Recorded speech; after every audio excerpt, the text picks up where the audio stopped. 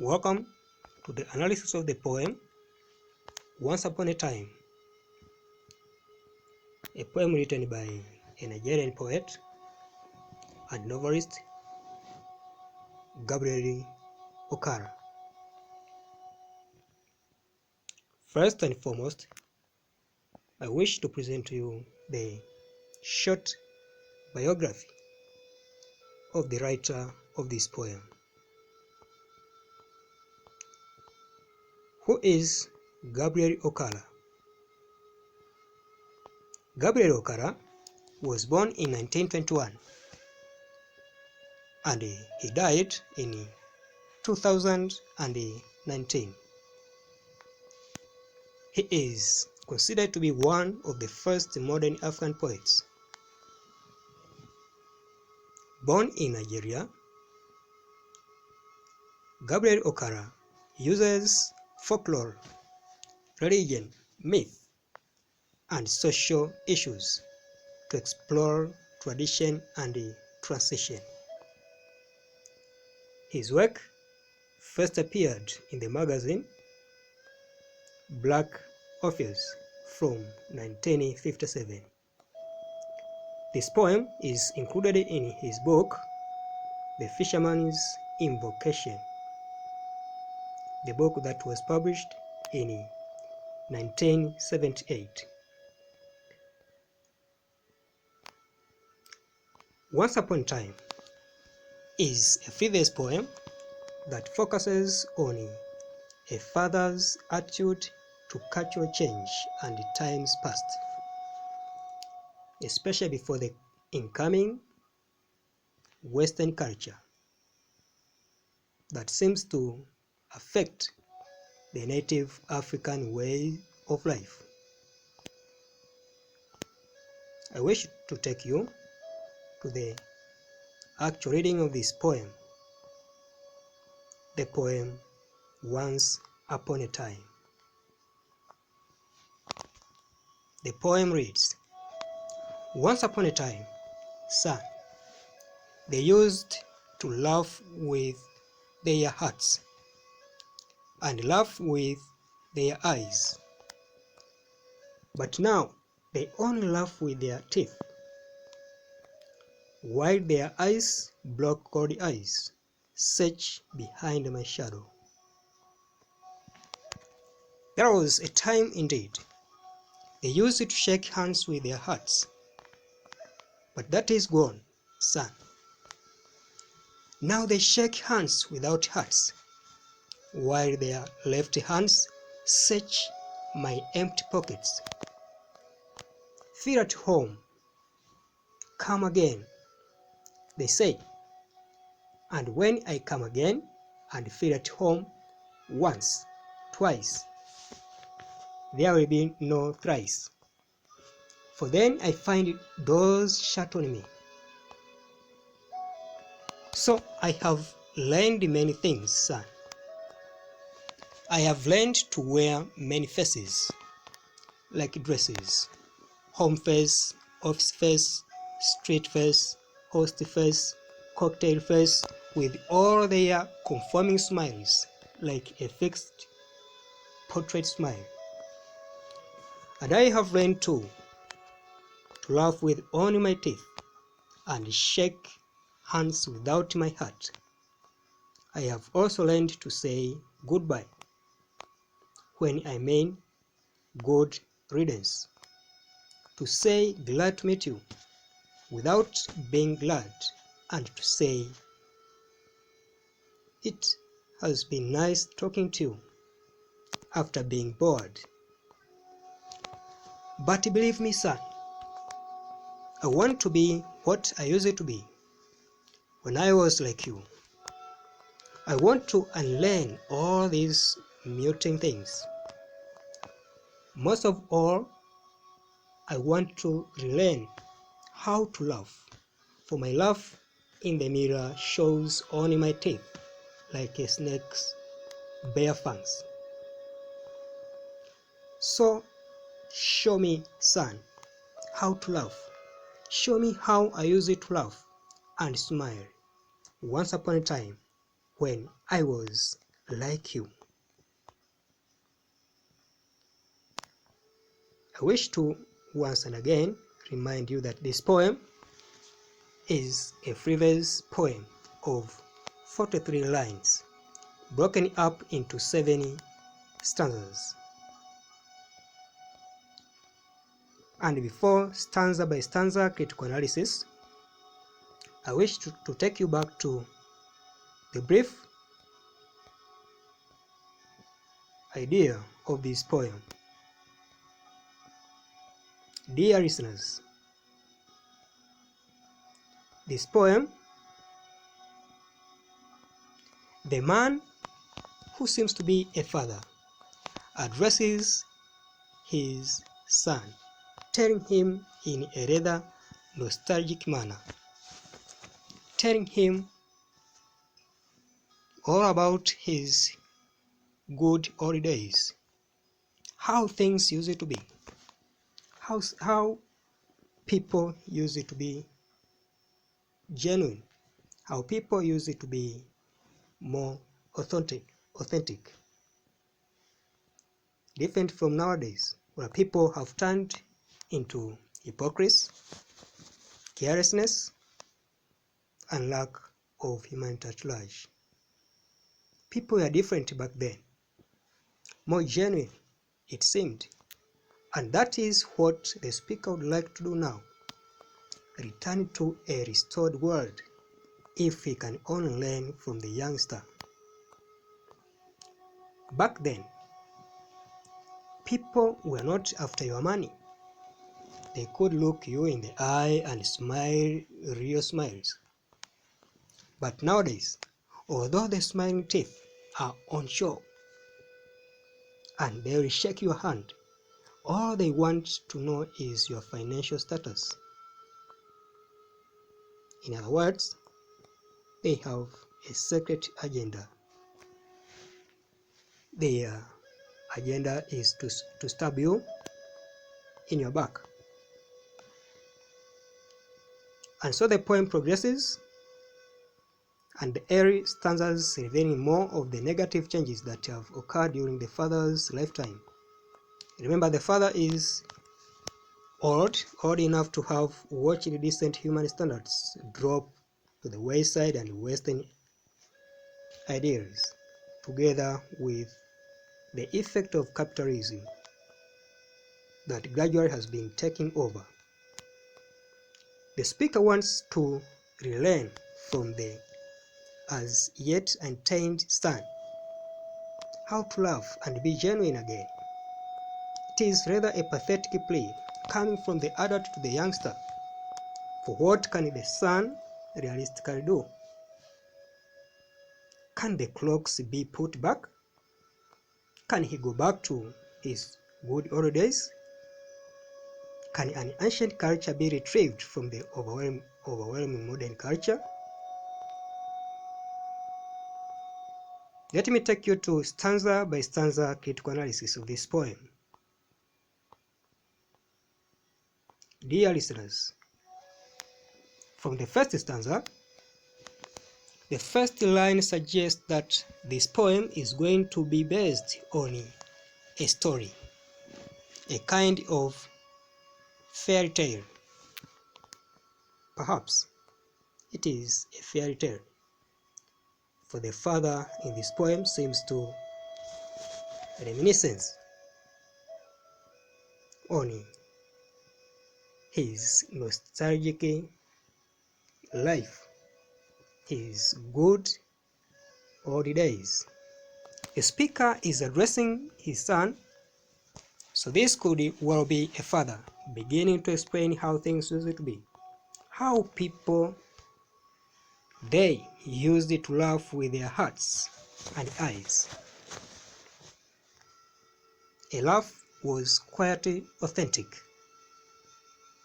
A laugh was quite genuine, out of hypocrisy, as compared to nowadays. In contrast, nowadays, laughter is more of a show of teeth, and the eyes are cold and looking for something other than the real person. So, already the present is being judged by the past. And from what we can gather from these first 6 lines, the speaker prefers the attitude of the people from the past. There is the feeling that negative change is here. The second stanza. The art of shaking hands has also changed. In the past, a greeting was genuine. A greeting was real. A person welcomed for who they were. But nowadays, people shake hands with one eye on your status, wishing to get something from you.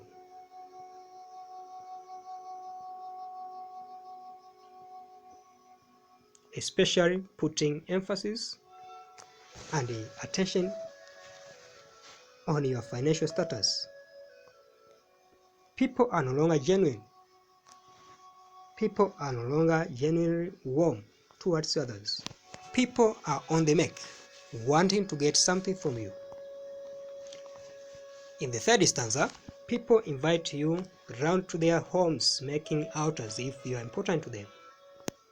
But if you don't measure up socially, or your status is not quite right, you are not invited again. This is disappointing. For the stress, they focus on your financial status and some other life definitions. People nowadays are artificial and fickle because of the change in culture, whereby the Western culture has taken over African culture. The fourth stanza, in the first three stanzas are trying the speaker's perception of changing culture and attitudes and values in his country. This fourth stanza describes how the speaker himself had to change and learn in order to comply. He must conform to the contemporary life demands, behaving like hypocritical people whom he sees around him. The persona uses a comparison. The poet uses the comparison faces to dresses to highlight the various personas he took on, all the while smiling. The repeated use of face affixed to various places and situations is highly visual. What does it mean? A particular place must be defined by a particular smile. He must learn how to behave and change with his smile from environment to environment. In the fifth stanza, the persona has become adept at the heartless handshake and hollow-toothed smile. Plus, he knows how to deceive people with his fair words and welcomes and false politeness. Basically, he is saying that he has become an integral part of this new culture. He has been completely affected by the Western wind, the foreign culture, and it has been quite an education for him. In the sixth stanza, the persona seems not to be happy, being a conformist. He wants to regain a former innocence the youngster still holds. He wants no part of this new culture and all these muting things. That word muting has been used to mean or to deaden this context. What he wants most is to be able to laugh in innocence again. He likens himself to a snake. his teeth hold something toxic, even dangerous. Teeth have been used to imply danger situation. But we actually know that teeth are used to tear something off. Teeth are used to rip some objects, food, and so on, to imply that hypocrisy might have some negative effect and people might postpone being human while becoming inhuman. In the seventh stanza, he becomes clean. The person wants the sun to show him how to regain this lost innocence and true identity, how to laugh and smile like in the old days when he was young and carefree. And the culture encouraged openness and honesty. Dear listeners, I wish to take you to literary devices or poetic devices that can be extracted from this poem. The first literary device is alliteration. When two or more words come close, when two or more words come close together in a line, while beginning with the same consonant, creating different sound textures, that is alliteration. This is evident in this poem when the persona says, hands without hearts, these muting things show me sun when I was. Consonant sounds like ha have been used for musical purpose. Another poetic device used is assonance. When two or more words are close together in a line and have similar sounding vowels, again creating different sounds, this is assonance. In this poem, assonance is evident when the persona says, upon a time, sun, like a fixed portrait smile, was like you, I want. The vowel sound in words like time and like has been used mainly for musical purpose. Another poetic device is enjambment. Enjambment occurs when a line runs on into the next with no stop or pause, maintaining the sense of a line. For example, the first two lines of this stanza state, and I have learned to laugh with only my teeth and shake hands without my heart. Some verses have been cut while continuing in the next verse. Another poetic device is simile. Simile in this poem, whereby two and equal things have been used to have been compared by the use of conjunctions. Simile is evident when the persona says, I have learned to wear many faces like dresses, with all their conforming smiles like a fixed portrait smile. What is the tone of Once Upon a Time?